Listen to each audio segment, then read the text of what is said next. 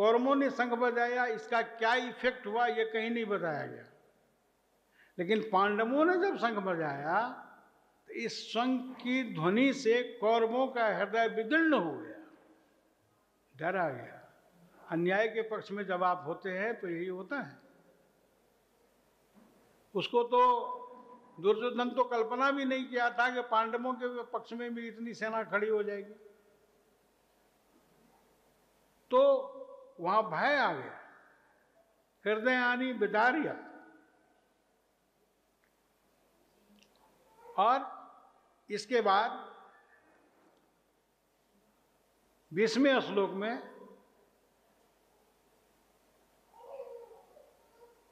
भगवत गीता का हीरो पांडवों की ओर से अर्जुन का प्रवेश होता है। अथा व्यवस्थान दत्वा धात्वास्थान कपिध्वज प्रवृत्ते शस्त्र संपाते धनुरुद्यम्य पांडव। ये पांडव आया है अर्जुन के लिए प्रयोग किया गया है। तो अर्जुन ने देखा कि अब शंख बज गई, अब तो युद्ध होना है, तो अर्जुन लड़ने के लिए धनुष उठा लिया। गीता के बारे में लोगों को बहुत भ्रम होता है कि अर्जुन गया, देखा और एकदम स्थिर हो गया और डर गया और कांपने लगा। ऐसा कुछ नहीं है। क्या कहता है? धनुरुद्यम्य पांडव। अर्जुन लड़ने के लिए धनुष उठा लिया, हम लड़ेंगे। ऐसा नहीं है कि कहा कि हम नहीं लड़ेंगे, वो में आ गया। तो जो कह रहा है वो झूठ है क्या? वो भी झूठ नहीं है, लेकिन ये आगे की बात है। ऐसा क्यों हो गया हम लोग बाद में सुनेंगे। तो अर्जुन लड़ने को तैयार हो गया, और अर्जुन लड़ने के तैयार जब हुआ, अथवा व्यवस्थान दृष्ट्वा धातराष्ट्रान कपिध्वज प्रवृत्ते शस्त्र संपादे धनुरुद्यम्य पांडव। अब यहां पर हम लोग जिस रफ्तार से अभी चल रहे थे भगवद गीता में, इसको ब्रेक देने की जरूरत है। अब यहां पर अर्जुन भगवान कृष्ण को आदेश दे रहा है। नहीं, क्या कहता है? सेनयोर उभयोर मध्य रथंग स्थापय में च्युत। यहां तक हम लोग सुने थे, जहां तक हमारी जानकारी है। क्या यही है? तो अब सामने भगवान है, तो भगवान से अर्जुन सलाह नहीं ले रहा है। ध्यान देना, भगवान से अर्जुन सलाह नहीं ले रहा है, भगवान को अर्जुन आज्ञा दे रहा है। सेनियो उभयोर मध्य रथंग स्थापय में अच्युत। इसमें एक दो बात हम कह देते हैं। अच्युत की परिभाषा हम बता चुके हैं। कभी कभी लगता होगा रंजू तुम लोगों को इस रफ्तार से गीता कब खत्म होगी, लेकिन मेरा उद्देश्य ये रहता है कि गीता के जो टर्म है वो टेक्निकल टर्म है। इस टर्म को तुम लोग धीरे धीरे सुनो, और तब जब ये समझने का तरीका समझ में आ जाएगा तो खुद पढ़ के समझने लगोगे। उसमें हम अच्युत की परिभाषा देते समय कहे थे, जो च्युत नहीं होता, जो अपने स्थान से नहीं दिखता और न दिख सकता है। हम लोगों के साथ क्या होता है? हम लोग जिसके सहारे लिए हैं, उसके सहारे अगर जी रहे हैं तो मानते हैं कि वो अभी टिका हुआ नहीं है, लेकिन वह कभी नहीं टिकेगा इसकी गारंटी है क्या? इसीलिए बेहतर है कि हम उसका सहारा लें जो कभी नहीं टिकेगा, जो अच्युत है। भगवत गीता में संबोधन अर्जुन का जो है, पहला संबोधन भगवान के लिए वो अच्युत है। और भगवत गीता के 18वें अध्याय के 73वें श्लोक में अर्जुन का कहना जब समाप्त होता है तो वहां भी अर्जुन भगवान के लिए अच्युत शब्द का ही प्रयोग करता है। इसीलिए गीता में जो अनेक नाम भगवान के दिए गए हैं वो ऐसे ही कहीं कहीं से खोज के नहीं रखा गया है, बहुत सोच समझ करके रखा गया है। तो ये 20वां श्लोक जो खत्म हुआ, इसमें हम ये बता रहे थे कि हम सबको अपने जीवन में निर्णय लेना पड़ता है। ठीक है? लाइफ जो हम लोगों का होता है वो तो एक तरह से कहिए कि जो हम अपने जीवन में निर्णय लेते हैं उसी के आधार पर होता है। जीवन में शुरू से हम अपने जीवन को जीने के लिए हर मामले में जो निर्णय लेते हैं, कहाँ घर बनावें, क्या पढ़ें, कौन बिजनेस करें, कहाँ शादी करें, बच्चे को क्या पढ़ावें, ये निर्णय लेते रहते हैं। किसी से कन्फ्लिक्ट हो जाए तो क्या करें, हस्बैंड से झगड़ा हो जाए, भाई से झगड़ा हो जाए, परिवार में झगड़ा हो जाए, कलह हो जाए, क्या करें? तो निर्णय तो लेना ही पड़ता है जीवन में। इसका तो कोई उपाय नहीं है कि निर्णय नहीं लेंगे।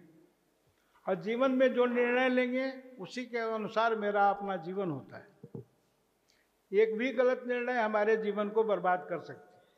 जीवन में कैसे निर्णय लें? कोई कन्फ्लिक्ट हो तो कैसे निर्णय लें? इस बात का टेक्निक इस श्लोक में बताया गया, जिसका विस्तार से वर्णन पिछले श्लोक में किया गया। आज मैं रिपीट नहीं करूंगा, ठीक है?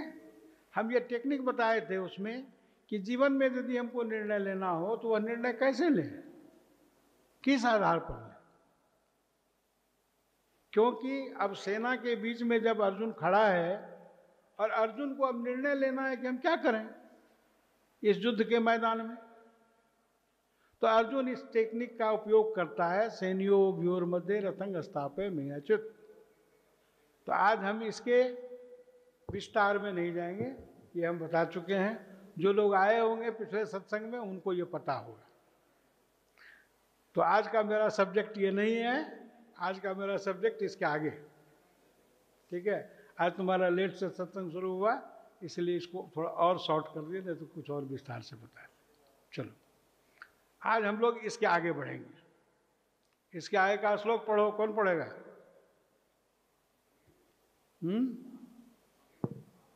21वां श्लोक पढ़ो, 22वां श्लोक होगा ना? पढ़ो तो राकेश, पढ़ो तो 22वां श्लोक।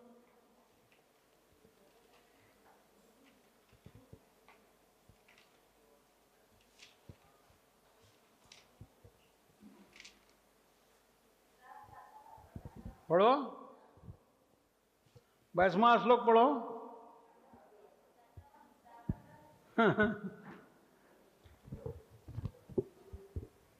यावत् एतान् निरीक्षेऽहम्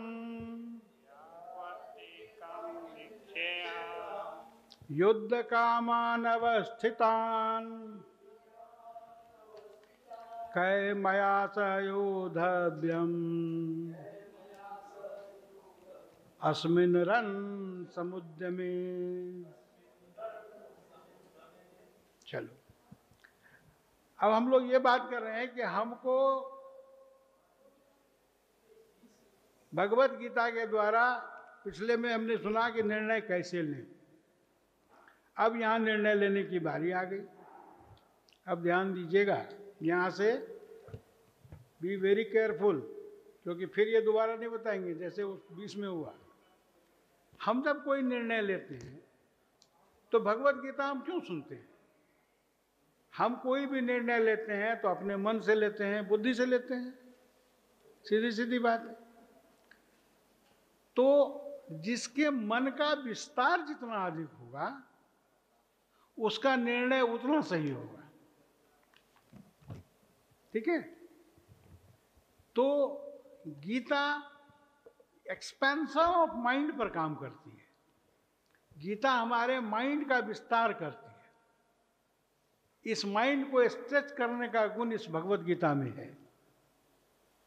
इसीलिए जब आप भगवत गीता को सुनेंगे तो कई जगह अपोजिट मिलेगा। भगवान कभी कुछ कह देंगे, कभी कुछ कह देंगे, फिर आपको लगेगा कि ऐसा उल्टा पुल्टा कैसे हो गया। आप सोचेंगे, मंथन करेंगे, चिंतन करेंगे और इससे आपके माइंड का विस्तार होगा। तो गीता के अंदर ये क्वालिटीज है। क्योंकि हम लोगों में से अक्सर लोगों को क्या होता है कि जीवन में जब कोई चैलेंज आता है तो हम उसको फेस नहीं कर पाते हैं। अधिकांश लोगों का ब्रेकडाउन हो जाता है। जमशेदपुर सुसाइड का शहर क्यों है?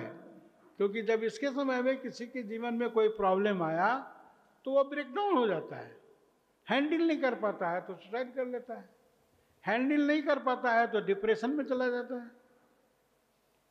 ये डिप्रेशन क्यों होता है? कि चैलेंजेस ऑफ लाइफ को वो हैंडल नहीं कर पाए। इसीलिए अभी तो ये आज का टॉपिक नहीं है, ये सेकंड चैप्टर में आएगा। हम लोगों के साथ पहला प्रॉब्लम ये है कि अर्जुन इस बात को मानता है कि हम सिचुएशन हैंडल नहीं कर सकते।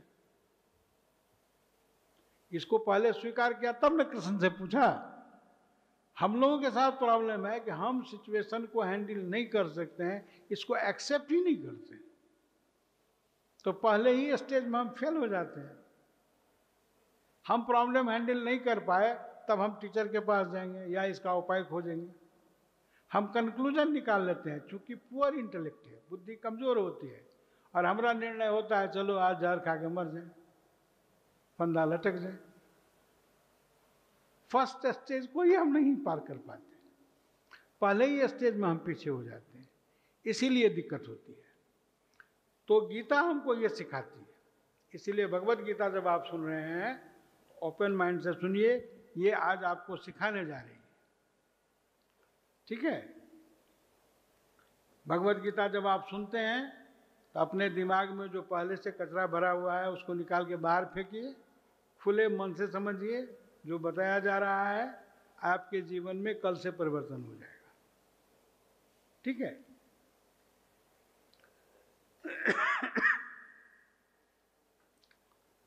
अब हम लोग जब विचार करेंगे किसी समस्या पर, इसका समाधान कैसे करें। लाइफ में चैलेंज आ गया है, अर्जुन के सामने भी चैलेंज है, तो इसका समाधान कैसे करें। तो कोई भी काम अगर हम एक्ट करते हैं तो उसके पहले हम विचार करते हैं। विचार में ऑप्शन रहता है, हम ये करें या ये करें, उसी में हमको चूज करके कोई एक निर्णय लेकर के वो कई काम करना होता है। ये विचार कहाँ रहता है हमारे पास, हमारे बॉडी में ये विचार कहाँ पर रहता है, या तो मन में रहता है या बुद्धि में रहता है। इसका स्थान मन और बुद्धि है, ठीक है। ध्यान से समझना, अर्जुन प्रवेश कर गया है, ये गीता का फर्स्ट मैसेज शुरू हो गया, टीचिंग्स। ऐसे तो भगवान का टीचिंग्स आएगा दूसरे अध्याय से, लेकिन ये गीता का पहला टीचिंग है। ध्यान देना, गीता का पहला टीचिंग ये कहता है कि जब माइंड और इंटेलेक्ट में तुमको रहता है विचार, तो intellect should be greater than mind. Intellect का पावर अधिक होना चाहिए मन से, बुद्धि मन से ज्यादा होशियार होना चाहिए। ये ध्यान देने की बात है, गीता का बहुत बड़ा मैसेज है। Intellect should be greater than mind. Intellect should guide, supervise, control your mind. इसके अंदर में ये कैपेसिटी होगी आपके माइंड को कंट्रोल करने चाहिए। अगर नहीं होगा तो आप सकम कर जाएंगे, माइंड जो कहेगा उसकी बात को मान लेंगे। समझ रहे हो? इसीलिए इसको ध्यान से समझना होगा। अर्जुन आउटस्टैंडिंग कैलिबर है, अर्जुन कोई युद्ध नहीं आ रहा है, सर्वश्रेष्ठ धनुर्धर है, सर्वश्रेष्ठ शिष्य है अपने गुरु का, नहीं, भगवान का प्यारा है, बहनोई है। लेकिन कैसे टूट गया? क्यों? क्योंकि वहां पर अर्जुन का माइंड प्रबल हो गया, इंटेलेक्ट कमजोर हो गया। ये ध्यान देने की बात है। गीता कहती है कि नहीं, आप अपने इंटेलेक्ट से काम कीजिए, मन से नहीं। कभी कभी गीता वगैरह मेरे पास लोग आएंगे तो कहेंगे अपना अपना सबका इंटरेस्ट होता है। अरे अपना अपना इंटरेस्ट होता है, आपका इंटेलेक्ट स्ट्रांग होना चाहिए कि मेरा इंटरेस्ट किस में हो। ऐसा थोड़ी है कि आपको गीता पढ़ने में मन लगता है, हमको शराब पीने में मन लगता है, दोनों बराबर हो गया। ऐसा होगा क्या? गीता कहती है नहीं, माइंड से ग्रेटर होना चाहिए इंटेलेक्ट। ये यदि होगा तब आप काम करेंगे। आपको ये समझ में आना चाहिए क्या है। तो हमको ये समझना होगा कि माइंड और इंटेलेक्ट में फर्क क्या है, ठीक है। तो सबसे बड़ा फर्क यह है कि हम सब के अंदर में इमोशन है, भावना है। ये भावना का स्थान मन होता है। और हम सब लोग कहते हैं ना, भावना में बह गया, और भावना में बह गया तो गलत ऑर्डर निर्णय लेते हैं। इमोशन, इंटेलेक्ट में इमोशन नहीं होता है। इंटेलेक्ट जब निर्णय लेगा तो सेनी और योर मध्य, वो बीच में खड़ा रहेगा, जहां वह किसी भी इमोशन के द्वारा इफेक्टेड नहीं होगा, तो वह सही निर्णय लेगा। लेकिन जब यदि हम भावना में बह जाएंगे, भावना के द्वारा कोई निर्णय लेंगे, तो हमारा निर्णय गलत होगा। यही गलती अर्जुन के साथ हुई। जो अर्जुन धनुष उठा लिया है, कहता है कि हम युद्ध करेंगे, वही अर्जुन बाद में कहता है हम युद्ध नहीं करेंगे। क्यों कहता है? अभी तुरंत 20वें श्लोक में सुना कि धनुरुद्यम पांडव, उसने धनुष उठा लिया लड़ने के लिए, फिर क्यों टूट गया? क्योंकि इमोशन हावी हो गया। और ये इमोशन जब हम पर हावी हो जाता है तो हम सही निर्णय ले ही नहीं सकते, हमारी फैकल्टी कमजोर पड़ जाती है, और तब आप किसी भी समस्या का समाधान कर ही नहीं सकते। You cannot deal with the problems. और हम सब लोग, भावना होनी चाहिए, भावना बुरी चीज नहीं है, ऐसा नहीं है कि भावना होनी ही नहीं चाहिए, लेकिन भावना के प्रभाव में आकर के, इमोशन के प्रभाव में आकर के अगर आप निर्णय लेते हैं तो वह निर्णय सही नहीं होगा, ये गलत हो जाएगा। ठीक है? अच्छा, आप कैसे समझेंगे कि हम पर भावना प्रबल है या नहीं, या हम इंटेलेक्ट के द्वारा काम कर रहे हैं? ये कैसे पता चलेगा? आदमी के स्वभाव से। क्या स्वभाव होगा? जब कोई आदमी इमोशन के द्वारा गाइडेड होगा तो कैसे पता चलेगा कि वह आदमी इमोशन के द्वारा गाइडेड है, इंटेलेक्ट के द्वारा गाइडेड नहीं है? क्योंकि तब ऐसा आदमी अपने दुख का कारण के लिए किसी दूसरे को ब्लेम करता है। हम बहुत दुखी हैं, क्यों? हमारा पति बहुत खराब है, हमारी पत्नी बहुत खराब है, हमारा पड़ोसी बहुत खराब है, हमारी आर्थिक स्थिति कमजोर है। किसी वस्तु या किसी व्यक्ति को वह दोष देने लगता है। ये इमोशन के द्वारा गाइडेड आदमी है, इंटेलेक्ट के द्वारा गाइडेड नहीं है। और यदि दूसरे के कारण हम बहुत अधिक दुखी हो रहे हैं तो दूसरे को तो हम सही कर नहीं सकते, ये तो मेरे हाथ में है नहीं, हम तो खुद को ही सुधार सकते हैं। तो इसका मतलब परमानेंट मिजरी हम ले आए जीवन भर के लिए। तो इमोशन से गाइडेड कोई आदमी अगर होगा तो उसका स्वभाव ये होगा कि वह किसी परिस्थिति को, किसी व्यक्ति को, किसी वस्तु को, किसी तीसरे को ब्लेम करेगा अपने मिजरी के कारण। और आप देखिएगा ये रिलेशनशिप में भी होता है, सगा संबंधियों में भी होता है। इमोशन के कारण अब ऊपर से लगता है कि हमारा बहुत अच्छा संबंध है, अंदर में सब बिखरा पड़ा है। ये रिलेशन में भी होता है, क्योंकि इंटेलेक्ट के आधार पर हम लोग काम नहीं करते हैं। संबंध में भी, बाप बेटा में भी, पति पत्नी में भी, जब इंटेलेक्ट के आधार पर होगा तो उसमें टिकाऊ होगा, उसमें प्रेम होगा। इमोशनली ब्लैकमेल जो आदमी हो जाता है, कोई रो करके कह रहा है हम समझ रहे हैं बहुत दुखी है, वो इमोशन के द्वारा आपको ठग रहा है और हम ठगे चले जाते हैं, क्योंकि हम इंटेलेक्ट का उसमें प्रयोग नहीं करते हैं। और जब तक आप दूसरे को ब्लेम करते रहेंगे तब तक आप में सुधार हो ही नहीं सकता। सुधरना तो हमको है, भगवत गीता कहते हैं सुधरना हमको है ना। अर्जुन में यही काम कर रहा है ना, ब्लेम कर रहा है, ये मेरे हैं, वो मेरे हैं, ये ऐसे हैं, ये ऐसे हैं। भगवान कहते हैं स्टॉप।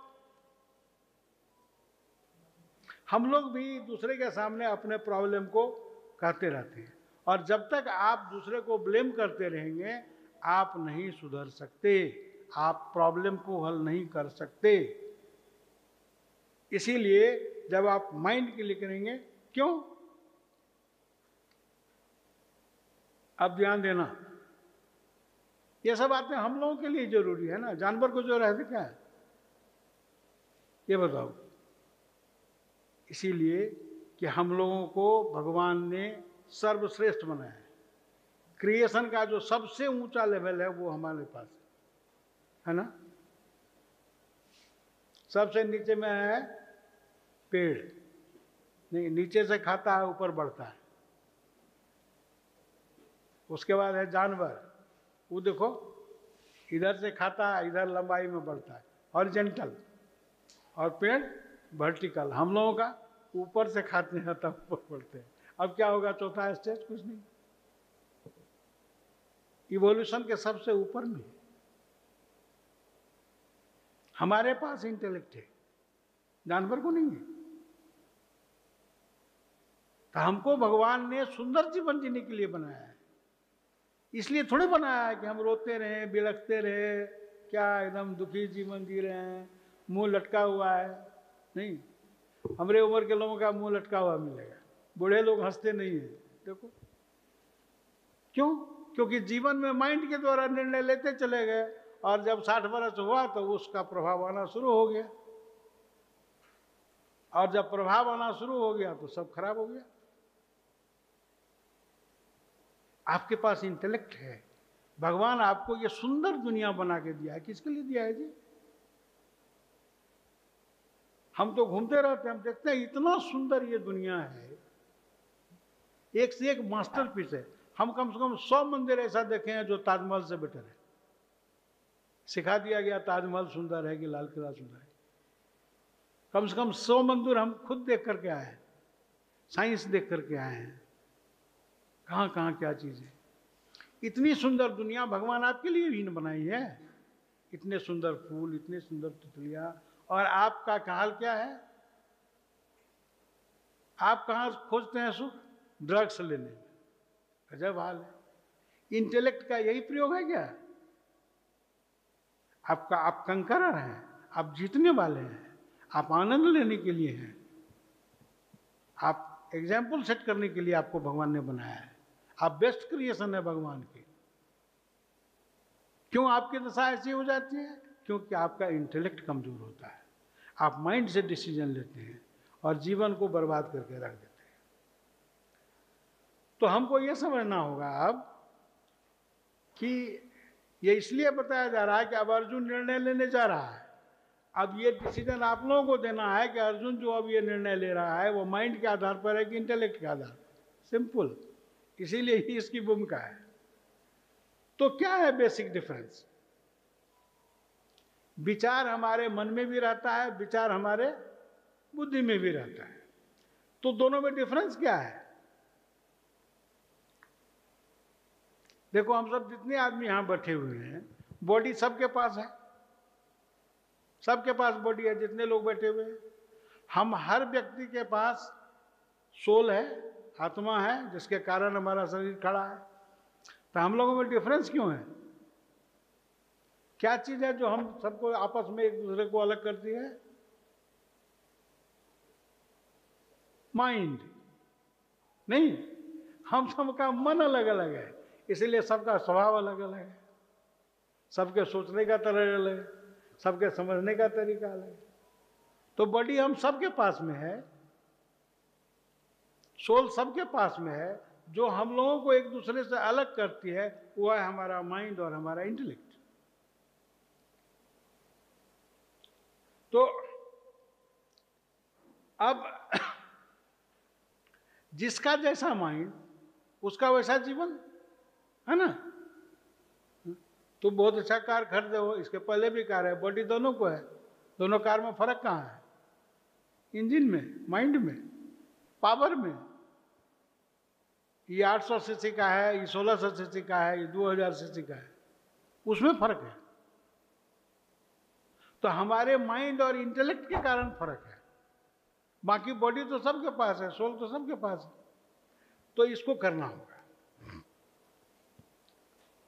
तो कोई भी अगर आप अनिर्णय की स्थिति में, इंडिसिसिव फॉर्म में है कोई विचार, तो समझो माइंड में, और डिसाइसिव फॉर्म में है तो इंटेलेक्ट में। अब ध्यान देना, कोई निर्णय तुम ले रहे हो तो हम बोले माइंड में इमोशन रहता है, तो हम इमोशन के कारण काम करने लगते हैं जब, तो हम माइंड के द्वारा होते हैं। लेकिन जब इंटेलेक्ट के द्वारा सोचेंगे तो हम इमोशन में नहीं जाएंगे, तब हम लॉजिक में जाएंगे, देखेंगे ये सही भी है कि नहीं। तब ये नहीं देखेंगे कि ये मेरा बेटा है कि ये इसके लिए ले, ये सब भावना के चलते नहीं बहेंगे। तब हम देखेंगे कि ये सही है या गलत है। अक्सर हम लोग भावना में होते हैं और पॉजिटिव इमोशन में है।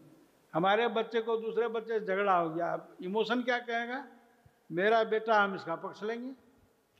इंटेलेक्ट कहेगा नहीं, लॉजिक करो, तुम्हारा बेटा भी गलत हो सकता है। तो हम अपने ही बेटे को सही मान करके लड़ाई नहीं करेंगे ना, लॉजिक होगा। तो इंटेलेक्ट से जब सोचेंगे तो इमोशन की बात खत्म हो जाएगी। उसके बाद क्या होता है कि हमारे मन में लाइक्स एंड डिसलाइक्स रहता है कि नहीं, लव और हेट्रेड रहता है, व्हिम्स एंड फैंसी रहता है। तो हम कोई भी निर्णय अपने लाइक डिसलाइक के आधार पर लेने लगते हैं, अपने व्हिम्स एंड फैंसी के आधार पर लेने लगते हैं, लव और हेट्रेड के आधार पर लेंगे तो वो माइंड का डिसीजन होगा। लेकिन इंटेलेक्ट यदि करेगा तो इंटेलेक्ट विवेकपूर्ण निर्णय करेगा, ठीक है। डिस्क्रिमिनेटिव क्वालिटी होती है उसके पास, वो सही में देख पाता है क्या सच है क्या गलत है, क्योंकि वह प्रॉब्लम को एनालाइज करता है। और ये विवेक कहाँ मिलता है, बिनु सत्संग विवेक न होई, है ना, तुलसीदास जी कहते हैं बिना सत्संग के विवेक नहीं होगा। और हम सत्संग नहीं सुनेंगे, ये मेरा निर्णय है, क्योंकि माइंड कहता है सत्संग सुनने जाओगे 2 घंटा बर्बाद होगा, तब तक 2000 कमा लोगे, तो विवेक नहीं होगा। डिस्क्रिमिनेटिव कैपेसिटी नहीं होगी तो क्या होगा, निर्णय गलत हो जाएगा, पूरा जीवन बर्बाद हो जाएगा कि नहीं। क्योंकि सत्संग के द्वारा ही यह डिस्क्रिमिनेटिंग पावर बढ़ता है। तो इस फैकल्टी को अगर हम डेवलप नहीं करेंगे तो हमारे जीवन का निर्णय गलत हो जाएगा। इसलिए सत्संग बहुत जरूरी है। यह एनालाइज करने के लिए सिखाता है प्रॉब्लम को। आप देखेंगे भगवत गीता में अर्जुन किसी बात को एनालाइज करके बताता है कि भगवान ऐसा है, भगवान कहते हैं ऐसे मत सोचो, इसको इस तरह से एनालाइज करके देखो, तब पता चलेगा क्या है। तो ये एनालाइज करता है। तीसरी बात क्या होती है कि माइंड क्या करता है, किसी बात के माने इंपल्स में कोई काम करता है। जैसे कहते हैं हम लोग कि वो गुस्सा से ऐसा कर दिया, गुस्सा क्या है, इंपल्स है। क्रोध में आकर के हम कोई काम कर लेते हैं तो वह इंपल्स ड्रिवन हो गया।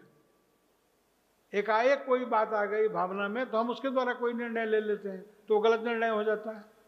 आवेग में आकर के कोई काम करते हैं, एक्साइटेड होकर के कोई काम कर लेते हैं, ये सब माइंड का खेला है। लेकिन अगर इंटेलेक्ट होगा तो वह विचार करेगा। माइंड जो है वो इरेशनल होता है, वह कॉन्सिक्वेंस को नहीं सोचता है, काम कर लेता है, भले जो होगा देखा जाएगा, अभी हम यही करेंगे, उसको समझाओ नहीं समझेगा, नहीं हम ये करेंगे। होता है कि नहीं, ऐसा एग्जाम्पल आप लोगों को मिलता है कि नहीं। लेकिन इंटेलेक्ट वो रैशनल होता है। अब समझना यह है कि ये इंटेलेक्ट आवश्यक क्यों है, क्यों आवश्यक है ये बताइए। आपको आवश्यक है, बाकी सबको आवश्यक नहीं है, क्यों, ये ध्यान से समझो। हम लोग मनुष्य हैं ना। अच्छा लो, थैंक यू।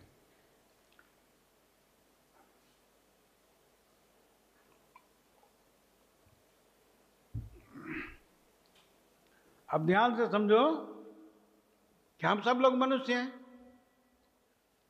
मनुष्य होने के कारण क्या हुआ कि भगवान हम लोगों को गिफ्ट दिया। हम लोग भगवान का बेस्ट क्रिएशन है, तो भगवान के द्वारा हमको गिफ्ट दिया गया। क्या है गिफ्ट? हमारे पास चॉइसेज में, ठीक है, हमारे पास चॉइस है, हर चीज में चॉइस है। और आपके सिवा, माने ह्यूमन बीइंग के सिवा किसी को ये चॉइस नहीं है।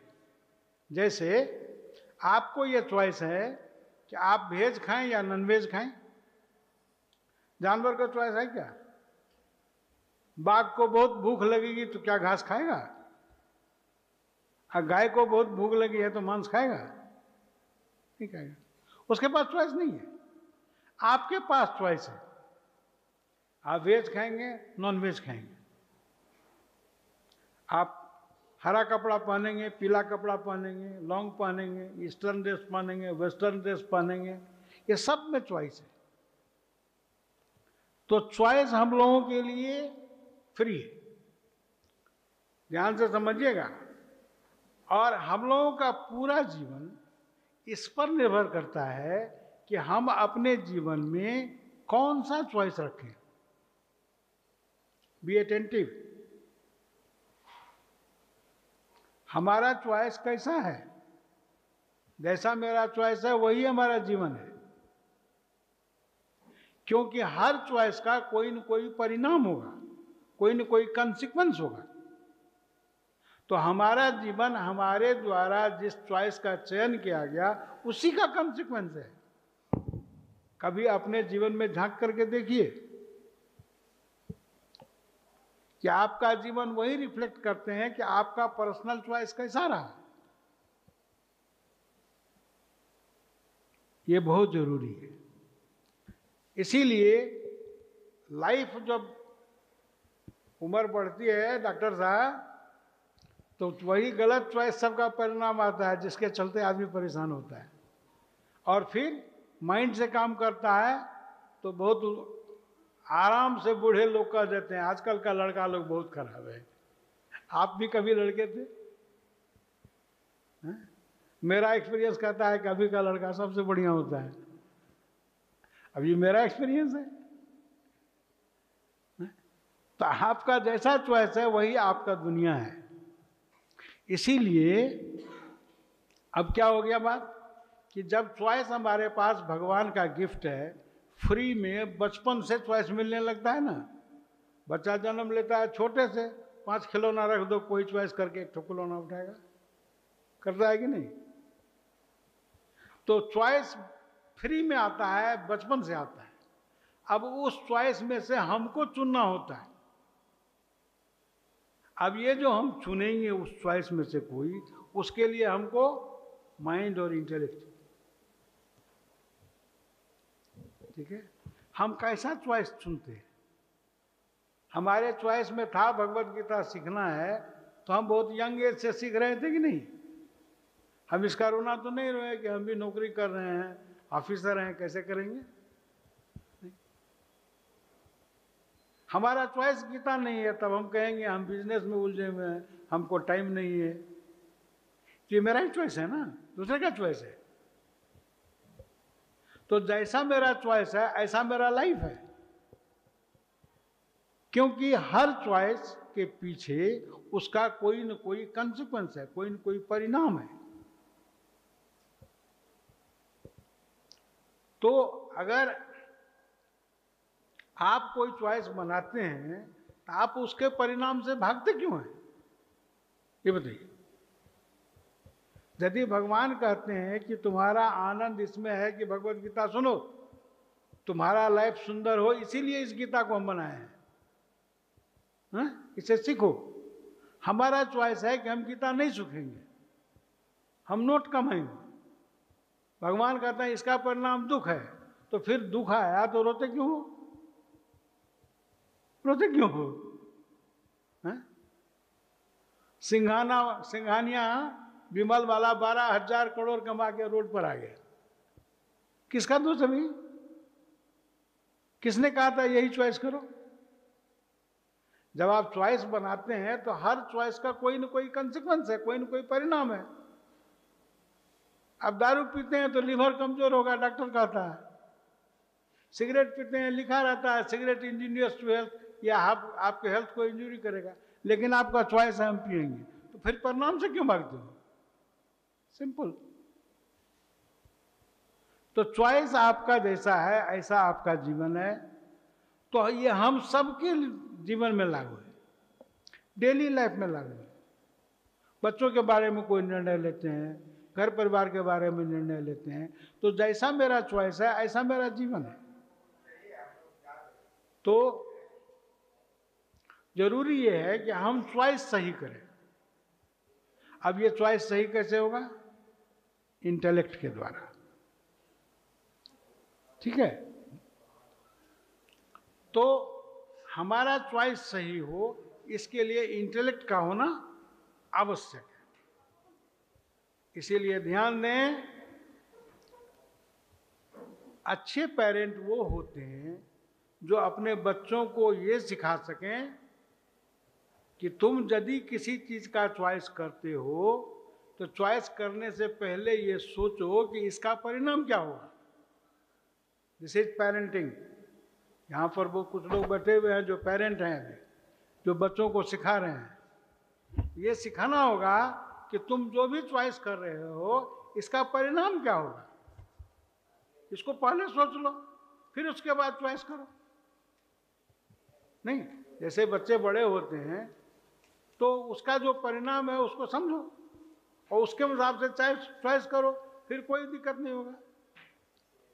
तो भगवत गीता आपको ये सिखाती है कि चॉइस यदि फ्री में मिल रहा है तो उस चॉइस में सही चॉइस आप कैसे करें, आपका इंटेलेक्ट कैसे स्ट्रांग हो जिससे कि आप सही चीज का चॉइस कर सकें, जुडिशियसली सोच सकें, तर्क के आधार पर सोच सकें, परिणाम के आधार पर सोच सकें। हम ऐसा चीज चुने जो हमारे जीवन को सुंदर बनाए, हमारे जीवन को प्रमोट करें, हमारा भविष्य सुंदर बना दे, हमारा हेल्थ प्रमोट करें, हमारे खुशी में योगदान दें। ये जुडिशियसली हम कर लें, इसलिए ये सीखना होगा। लेकिन अगर आप इंटेलेक्ट को नहीं बढ़ाएंगे, पुअर इंटेलेक्ट के द्वारा कोई निर्णय लेंगे, इसको बढ़ाएंगे नहीं तो ये पुअर रहेगा। तो पुअर इंटेलेक्ट के द्वारा यदि कोई आप सिलेक्शन करेंगे तो रॉन्ग चॉइस हो जाएगा, माइंड के द्वारा निर्णय हो जाएगा और फिर जीवन बेकार हो जाएगा। ठीक है। अब ध्यान दें कि चॉइस तो भगवान का फ्री है, वो आपको मिलता है, लेकिन इंटेलेक्ट थोड़ा सा आता है, थोड़ा इंटेलेक्ट आता है। लेकिन इंटेलेक्ट आपका विस्तार हो इसके लिए आपको मेहनत करना पड़ेगा। ये जो आप सोचते हैं कि जन्म से हमको इंटेलेक्ट भी मिल जाए, ये नहीं होगा। इसको फोर्टिफाई करना पड़ेगा, इसको स्ट्रेंथन करना पड़ेगा, इसको डेवलप करना पड़ेगा, इसके लिए प्रयास करना होगा। हमारी समस्या ये होती है कि हम अपने इंटेलेक्ट को बढ़ाने का प्रयास ही नहीं करते। और दूसरी बात कि यदि हम प्रयास भी करते हैं, चाहते हैं, तो कैसे प्रयास करें ये नहीं मालूम है, कैसे इंटेलेक्ट का विस्तार हो। इसीलिए अपने मन से आपका इंटेलेक्ट बढ़ेगा नहीं, इसके लिए आपको मेहनत करना होगा, कुछ करना होगा। और अगर इसके लिए आपके पास समय नहीं है, अपने धंधे में आप उलझे हुए हैं, तो जो पुअरली डेवलप्ड इंटेलेक्ट है आपका, जो उतना विस्तार नहीं पाया है, उसी आधार पर निर्णय तो लेना पड़ेगा, उसमें तो ऑप्शन है नहीं। तो जीवन आपका वैसा ही हो जाएगा। अब अगर आप इस इंटेलेक्ट